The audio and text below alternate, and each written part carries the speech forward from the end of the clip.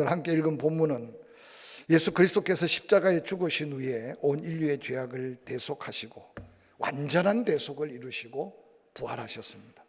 예수 부활은 우리가 믿음으로만 되는 게 아니라 하나님이 말씀대로 보내신 예수 그리스도의 죽으심, 또한 피 흘려 대속하심이 완전한 대속이라는 사실을 선포한 것은 바로 부활입니다. 우리는 그저 십자가에 들려서 피만 흘려도 은혜인데, 당시의 유대인들은 피 흘린 후에 대제사장이 살아나야만 하나님이 그 속죄의 피를 받으셨다는 증거를 대대로 누려왔던 거룩한 영적 습관이 있기 때문에 예수 그리스도의 부활 사건은 그들에게는 엄청난 충격적 믿음의 확정이라는 사실이 성경이 전해 내려오는 말씀의 놀라운 은혜입니다. 이 놀라운 예수 부활의 복음을 듣고 누구든지 믿기만 하면 구원받는 하나님의 그 크신 은혜가 오늘 우리에게도 가장 큰 은혜요, 가장 값진 하나님의 선물인 것을 깨닫는 이 시간이 되기를 주의 이름으로 간절히 축원합니다. 그 놀라운 구원의 은혜로 세상 죄악 가운데서 우리를 불러내어서 죽을 수밖에 없는 우리를 하나님의 영광의 자녀를 인치시고 하나님의 백성, 하나님은 택한 성도들의 하나님의 아버지가 되시는 것은 얼마나 놀라운 특권을 더해 주신지 모릅니다. 이렇게 특별한 부르심을 입은 하나님의 백성들이 함께 모여 있는 공동체가 교회.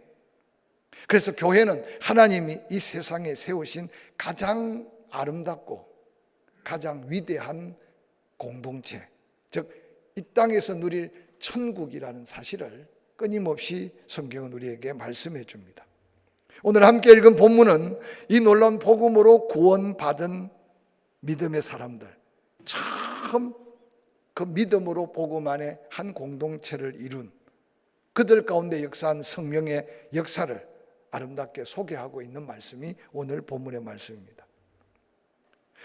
이들 가운데 단 한 번 잘못된 결정으로 씻을 수 없는 오점을 남긴, 그래서 영원히 후회하는 자가 있는가 하면 묵묵히 말씀을 붙들고 그 십자가 지고 주어진 사명의 흔적을 따라 끝까지 믿음을 지켜가는 위대한 간정, 위대한 드라마 같은 말씀을 사도행전에 기록하고 있는데, 오늘 본문은 그 역사의 시작이라고 해도 지나치지 않을 겁니다.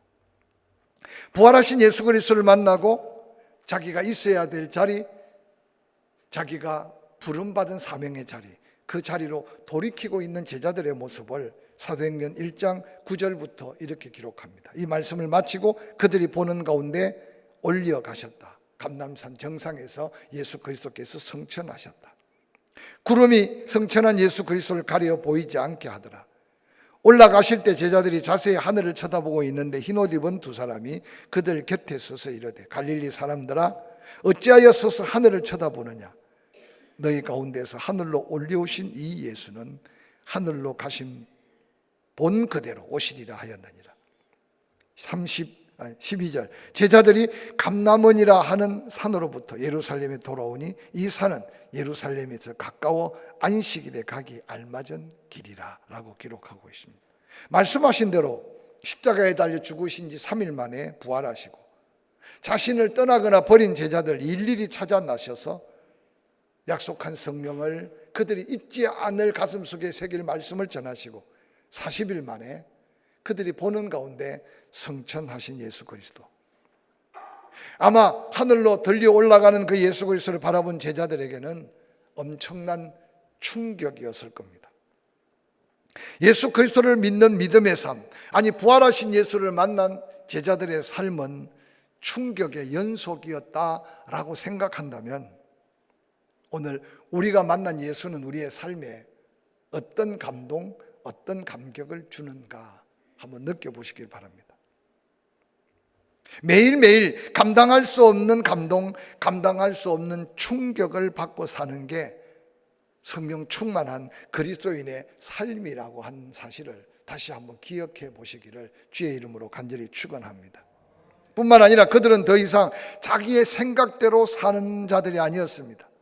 그 어떤 어려움, 고통, 박해 다가와도 부활하신 예수 그리스도는 그들의 능력이 되었고 그들은 그 예수를 버리지도 떠날 수도 없는 놀라운 사명의 자리로 더 든든히 붙들어 세워주셨습니다.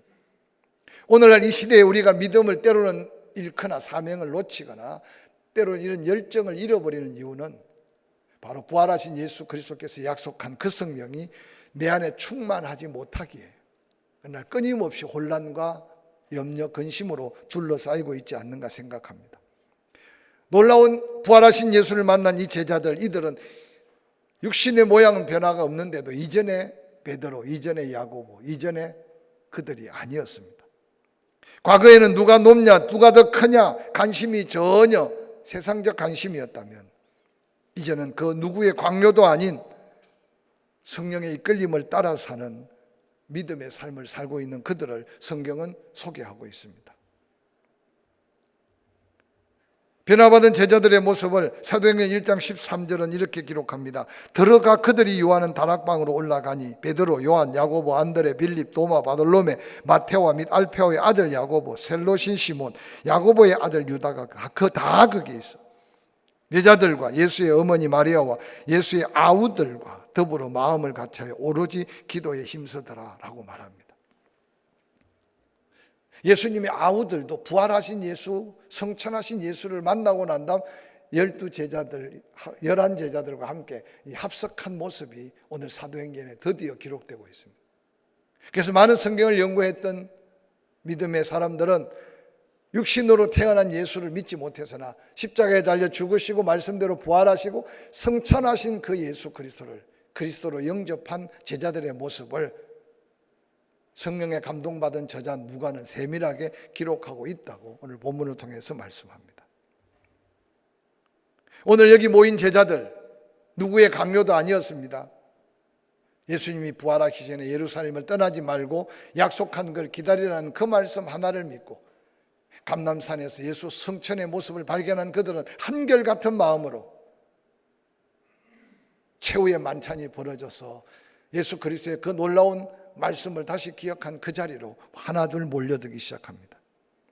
그들이 요하는 다락방으로 올라가 보니까 베드로도 요한도 11 제자들, 여자들, 갈릴리에서 온 아마 마리아와 다른 여인들, 예수 어머니 마리아, 예수의 아우들, 그들이 함께 모여 있었습니다. 어떤 면에서 바로 자발적인 모임, 하나님의 거룩한 성령의 이끌림의 모임, 말씀을 기억하고 모여든 그들, 바로 이 땅에 예수 그리스도께서 당신의 몸을 찢고 이 땅에 세우신 최초의 죄악 가운데 부름받은 믿음의 공동체의 모습입니다.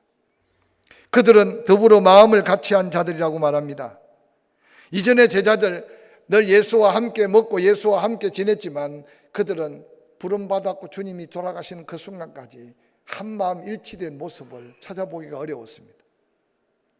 오늘 우리들도 다양한 생활 속에 삽니다. 태어난 환경이 다릅니다. 자라난 여러 가지 삶의 배경이 다릅니다. 또한 살아온 습관도 다릅니다. 성격도 다릅니다.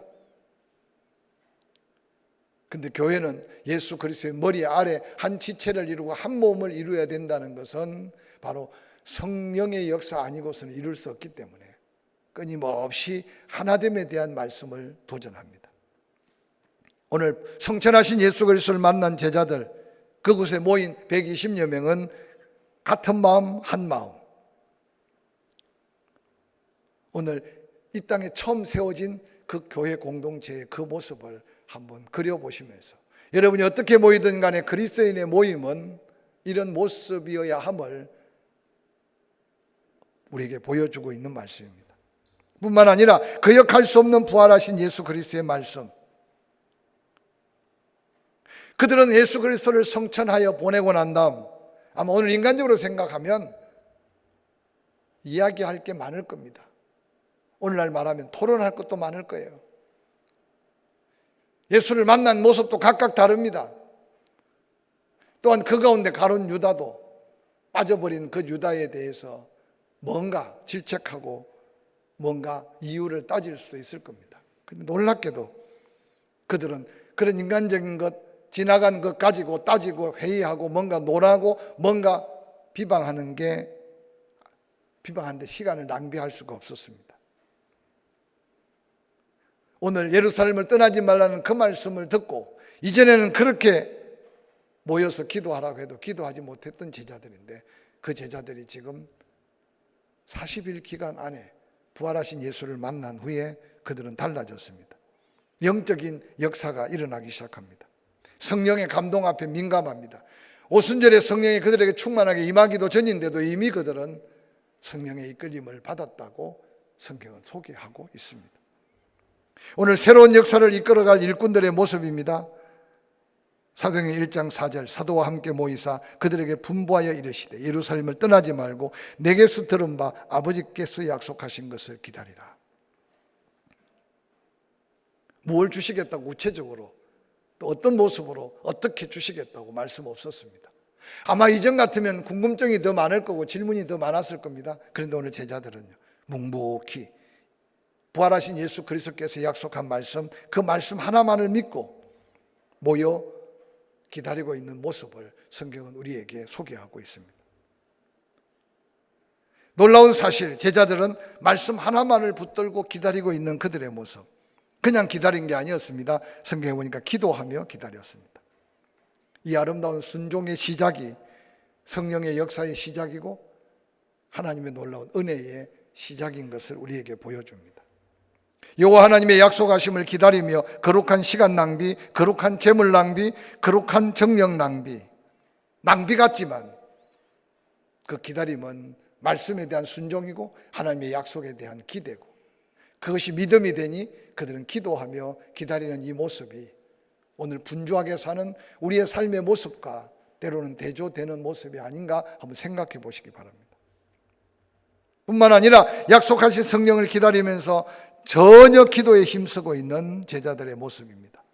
사도행전 1장 13절 들어가 그들이 요하는 다락방에 올라가니 11 제자가 거기 있습니다. 14절 여자들과 예수의 어머니 마리아와 예수의 아우들과 더불어 마음을 같이하여 오로지 기도에 힘쓰더라. 모인 무리의 수가 약 120명이나 되었다라고 기록하고 있습니다.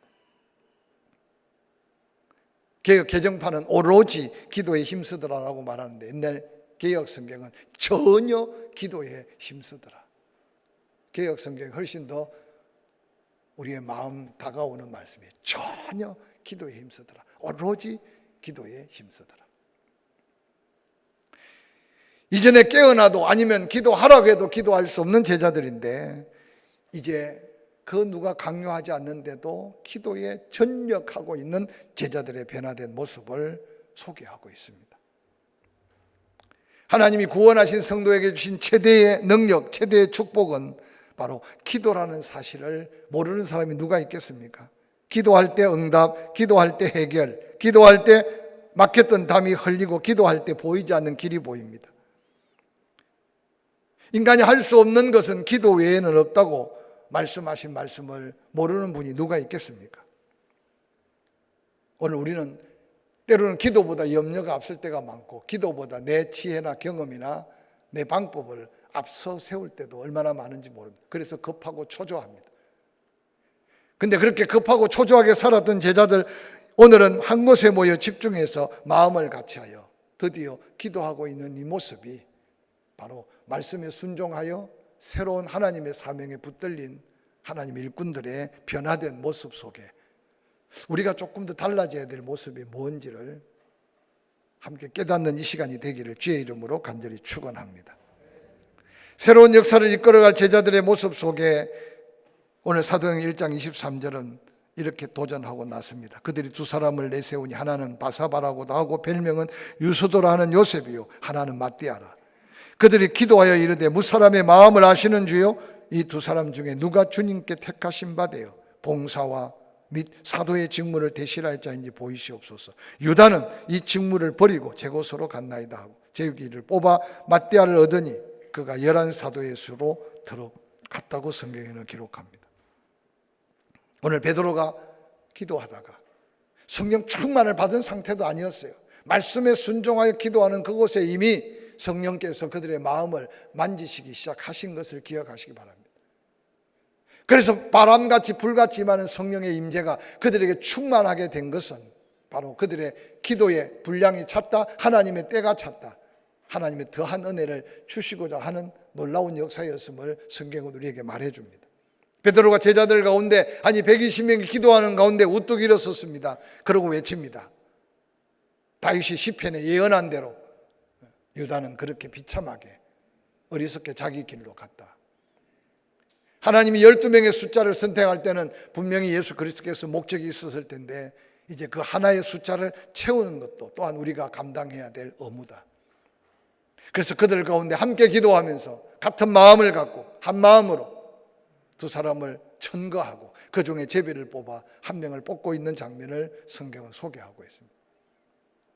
초대교회는 철저하게 회중정치입니다. 성령의 감동대로 구원받은 성도 한 사람 한 사람의 의사와 결정이 하나님의 마음을 대변하는 바로 침례교회의 가장 중요한 교회 정치 중에 하나가 회중정치입니다. 그 누구의 개인적인 주장이나 몇몇 장로님들의 어떤 결정이 아닌 바로 구원받은 회중 전체가 마음을 모아서 기도하고 선택하는 선택이 얼마나 중요한가를 오늘 본문에 소개하고 있습니다. 예수 그리스도를 떠난 가룟 유다를 성경은 이렇게 소개합니다. 사도행전 1장 16절 형제들아 성령이 다윗의 입을 통하여 예수 잡는 자들의 길잡이가 된 유다를 가르쳐 미리 말씀하신 성경에 응하였으니 마땅하도다. 이 사람은 본래 우리 수 가운데 참여하여 이 직무의 한 부분을 맡았던 자라. 이 사람이 불의의 삭스로 밭을 산 후에 몸이 곤두박질하여 배가 터져 창자가 다 흘러나온지라. 이 일이 예루살렘에 사는 모든 사람에게 알려져 그들로 말로는 그 밭을 아겔다마라 하니 이는 피밭이라는 뜻이라. 시편에 기록하였으되 그의 거처에는 황폐하게 하시며 거기 거하는 자가 없게 하소서 하였고 또 일렀으되 그의 직분은 타인이 취하게 하소서 하였도다. 스스로 버린 직분, 그 귀한 직분을 타인이 취하여야 할 것을 예언된 다윗이 썼던 이 말씀을 기억하고 베드로가 백성들 가운데 거기 모인 성도들 가운데 외칩니다. 우리 가운데 한 사람을 뽑자. 여러분 가룟 유다는 12제자들의 성품이나 12제자들의 어떤 여러 가지 스펙을 연구한 사람이 말하는데 가장 유능하고 가장 똑똑하고 가장 능력이 있었던 사람이 가룟 유다였다라고 말하고 있습니다. 그래서 아마 예수님도 가룟 유다에게 돈깨를 맡겼을지 않을까. 예수님의 돈깨는 큰 돈은 아니었겠지만 중요한 의사결정이다. 물질을 통해서 이루어지는 상황을 생각하면 그래서 아마 가룟 유다는 12제자들에게 늘 우러러 바라볼 수도 있고 존경받았던 인물일 수 있습니다. 그런데 그는 똑똑한 것, 남보다 더 가진 은사, 재능이 그에게는 성공으로 이어주지 못했습니다. 성경은 그렇게 말합니다. 16절에 악한 일에 쓰임받은 자다. 받은 복도 누리지 못한 자다. 대대로 저주를 남긴 불행한 인생이다 라고 낙인 찍혀줍니다. 지금도 예루살렘 성전, 솔로몬 성전이 있었던 그 성전산 서남쪽으로 골짜기가 하나 쫙 펼쳐져 있습니다. 시온산과 성전산 사이의 골짜기, 그 골짜기가 바로 흰놈의 골짜기. 흰놈의 골짜기, 예루살렘의 동문, 모든 예루살렘에 있는 쓰레기, 모든 예루살렘에 있는 배설물들을 그 문으로만 갖다 버릴 수 있어요. 즉 쓰레기 소각장으로 가는 문이라고 생각하면 돼요. 서남쪽에 뚫려 있는 동게이트, 그 동문을 빠져나가면 바로 기드론 흰놈의 골짜기가 연결되고 그 흰놈의 골짜기에서 한 50m만 내려가면 가룟 유다가 비참하게 목매어 죽었던 아겔다마 피밭이라고 하는 그 골짜기가 그곳에.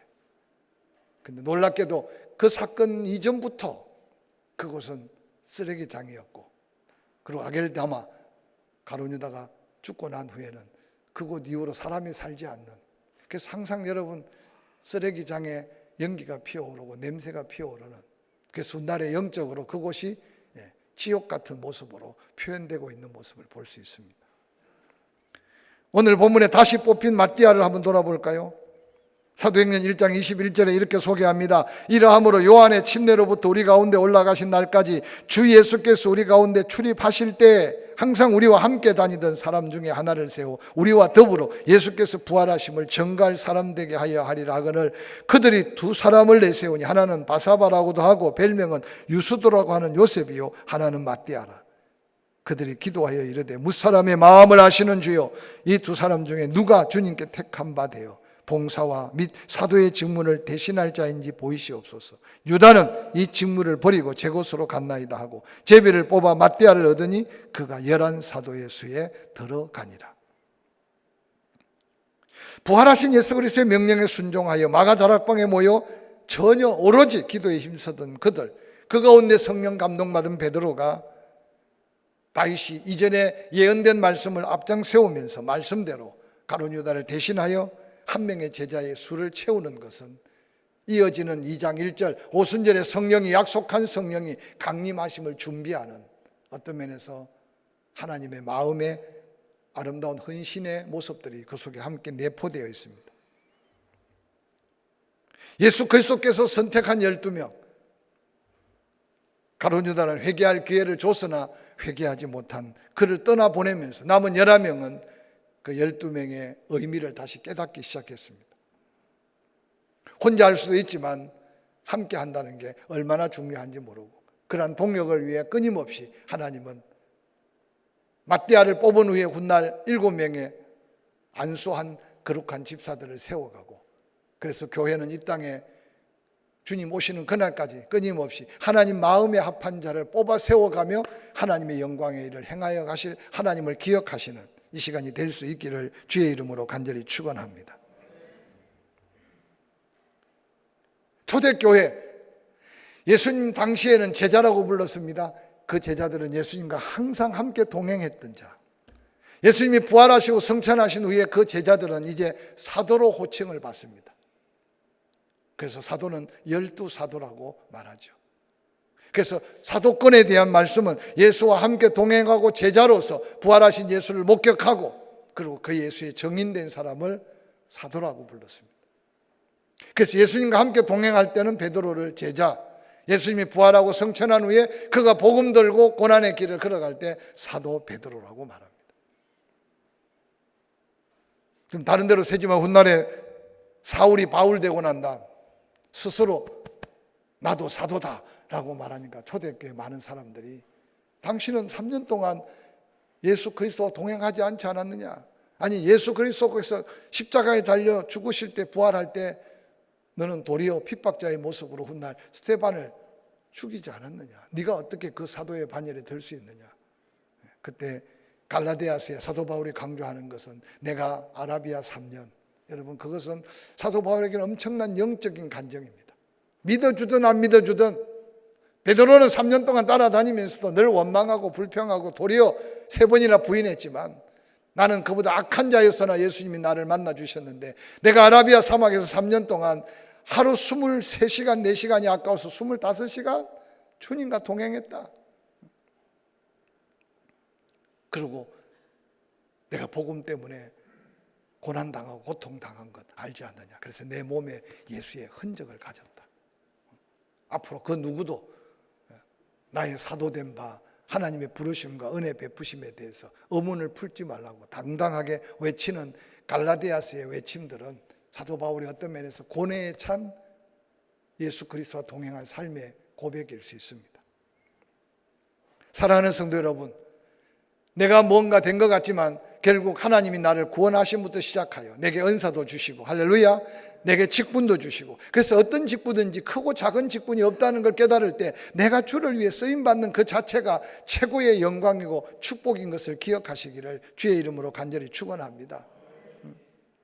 근데 오늘날 자꾸만 교회가 세상적인 문화 속에서 이상한 데 가치를 둬요. 잘못된 가치관에 자꾸 빠져요. 그리고 세상에는 저요 하고 손들기를 좋아하면서 교회 모으면 괜히 움츠려들고 자기 부족함을 느낍니다. 성경은 그래서 말합니다. 다 죄인이에요.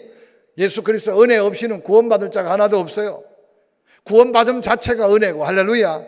이 성전에 사는 게 예배하는 자체가 은혜예요. 내 입으로 하나님을 찬송할 수 있는 것도 은혜고 내 부족한 은사를 가지고 하나님을 섬길 수 있는 것은 더 큰 은혜예요. 할렐루야.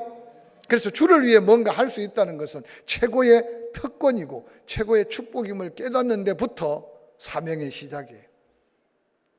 그런데 오늘 무언가 은혜 안에서 사명을 깨닫지 못하고 자꾸만 자기 인간적인 뭔가, 자기의 어떤 준비되고 자기의 어떤 가지고 자기의 어떤 된 것, 나의 나된 뭔가에 자랑스럽게 생각하는 잘못된 가치관 때문에 주저하고 망설이고 때로는 두려워하는 경우가 얼마나 많은지 모릅니다. 기억하십시오. 하나님이 여기까지 붙들고 인도했다면 우리는 하나님의 사람, 할렐루야. 하나님은 토기장이 송에 진흙같이, 내 모양은 아무 볼품 없지만 토기장이가 빚어서 쓴다면 하나님이 어떻게 능력도 필요하면 주시고 은사도 필요하면 주시고, 할렐루야. 물질도 필요하면 채워주시고, 할렐루야. 여러분, 이 귀한 믿음의 겸손의 비밀을 경험하고 쓰임받기를 주의 이름으로 간절히 축원합니다. 그래서 어리석어 못 깨달을까 봐 많은 집에 그릇이 있다, 금그릇도 있다, 은그릇도 있다. 그런데 진흙으로 적당히 비벼 만든 질그릇도 있다. 그런데 하나님이 쓰시는 그릇은 세상의 가치로 금그릇만 아껴서 쓰시는 게 아니라 그 그릇을 깨끗이 비워서 언제든지 주여 쓰시옵소서 하고 내어 드린 그릇을 하나님이 기뻐 쓰신다. 아무리 말씀해도 내 그릇은 어떤 그릇인지 관심도 없이 사는 인생들 많지 않습니까? 오늘 마띠아가 뽑아 쓰임받은 이 놀라운 사건 속에 오늘 현대 목회적 생각하면 요셉이 더 걱정돼요. 요셉이 시험이 들었을까 안 들었을까? 요셉이 계속 그 교회에 남아 있었을까 안 남아 있었을까? 요셉은 어떤 모습을 하나님을 섬겼을까? 근데 여러분, 성령의 이끌림을 받은 초대교회는요, 그런 부작용 없이 모두가 다 붙들림 받은 것도 은혜고 거기에 선택받지 못해도 다른 사명을 찾아 쓰임받은 게 초대교회 성령의 역사였음을 기억하시기를 주의 이름으로 간절히 축원합니다. 축원합니다. 저는 늘 소명에 대한 이야기가 나오면 제 어리석은 간증입니다. 고등학교 때 얼마나 열심히 예수를 믿었던지, 미국에서 온 선교사님이, 목사님이 목회적 은사가 있어 보이니까 신학교를 가면 학비 전체를 스포트 하겠대요. 그때만 해도 얼마나 돈이 귀할 때인지 모릅니다. 진짜 돌아가서 그 다음에 대전 침례 신학대학에 울산에 있는 울산 침례교 조근식이라는 학생이 올 텐데 그 학생 앞으로 나중에 알았지만 4년 동안 학비를 전액 다 미리 보내놨어요. 갈 사람은 확신이 없는 거죠. 그때만 해도 얼마나 그런 소명에 대해서 희귀할 때인데, 제가 알고 있는 성경에 하나님 모세를 부를 때는 불꽃같이 피워놓고, 내가 그렇게 표현해, 캠프파이어까지 하면서 모세를 불러서 신발까지 벗기고 다 준비시켜서, 사무엘은 보니까 어려서 깨닫지 못하는데도 또 깨우고 또 깨우고 또 깨워서 하나님께서 부르시는 게 소명, 하나님의 사람으로 부르신 줄 알았어요. 아무리 기도해도, 아무리 부르짖어 기도해도, 말도 마세요. 한 6개월 동안요, 얼마나 기도했는지 몰라요. 그런데 누가 뒤에 내가 기도하는 중에 그냥 제 이름만 불러도 그게 소명인 줄 갔을 텐데 아무도 내 이름에 대한 관심이 없어요. 그래서 결국 신학교 가는 걸 포기하고, 신학교 음대로 가려고 그랬는데도 그것까지 길을 막으시고, 그래서 직장을 들어갔던 게 LG전신 럭키그룹에 제가 들어갔어요. 그러고 잊어버린 건 아니죠. 3년이 지나갈 때 어느 날 하나님이 진정한 부르심이 뭔지를 깨닫게 해주셨어요. 여러분, 하나님이 어떤 하나님인데 이름 불러가면서 택하는 특별한 케이스도 있을지 모르겠지만, 제가 깨달은 것은 D.L. 무디가 하나님 앞에 부름받는 사명의 모습을 보면서, 아하, 나같이 쓸모없는 자를 구원해 주신 것도 은혜인데 내가 주를 위해 헌신하는 게 먼저다. 그러고는 나의 인생을 걸고 헌신하기를 결정할 때 거룩한 소명에 대한 확신을 주셨어요. 여러분 기억하세요. 내가 뭔가 할 수 있을 것 같아서 하는 것 조심하세요. 진정한 은혜 안의 봉사가 아니라면 그것 또한 원망거리, 불평거리가 될 수 있어요. 내가 뭔가 할 수 없을 것 같아서 포기하지 마세요. 그것 또한 지나친 교만일 수 있어요. 하나님 여기까지 우리를 부르신 것은, 여러분 무슨 재주로 천국 가며 무슨 재주로 예수 이름으로 기도하며 뭘 투자해서 예수 그리스도가 나의 주님이라고 고백할 수 있겠어요? 받은 은혜의 크기를 모르니까 어느 날 내가 뭔가 할 것 같고 내가 뭔가 할 수 없을 것 같고 천만에. 지금도 하나님은 성령을 통해서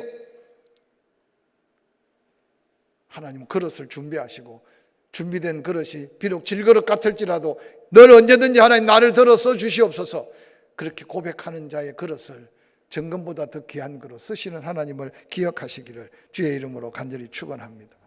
오늘 마띠아 우리와 항상 함께 다니던 사람이었습니다. 예수 그리스도의 증인 될 사람이었습니다. 봉사의 사람이었습니다. 모든 사람의 마음을 감동하여 예수님의 마음에 합한 사람이었습니다.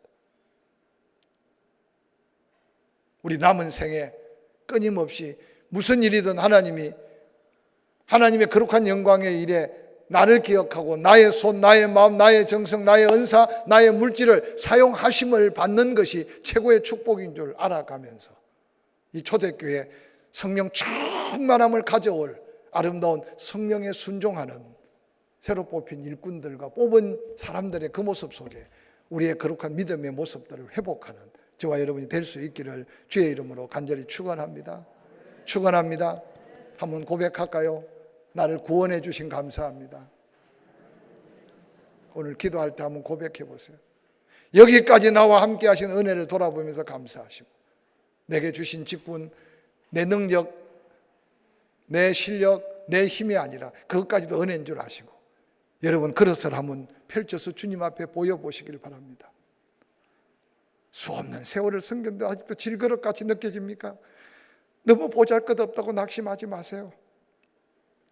질그릇은 질그릇이 쓰임받을 때 없어서는 안 될 그릇입니다. 질그릇을 금그릇으로 대신할 수 없다는 걸 기억하시고 주님은 뭘 원하십니까?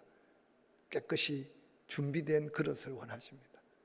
주님이 원하실 때마다 순종의 잔을 내어놓고 주님의 손에 붙들리는 게 최고의 축복인 줄 알고 거룩한 시간 낭비, 거룩한 물질 낭비, 거룩한 에너지를 낭비하듯이 헌신했던 칭찬받은 일꾼들을 기억해가면서 우리의 남은 생에 그렇게 선택받은 복된 사명자들로 세움받기를 주의 이름으로 간절히 축원합니다.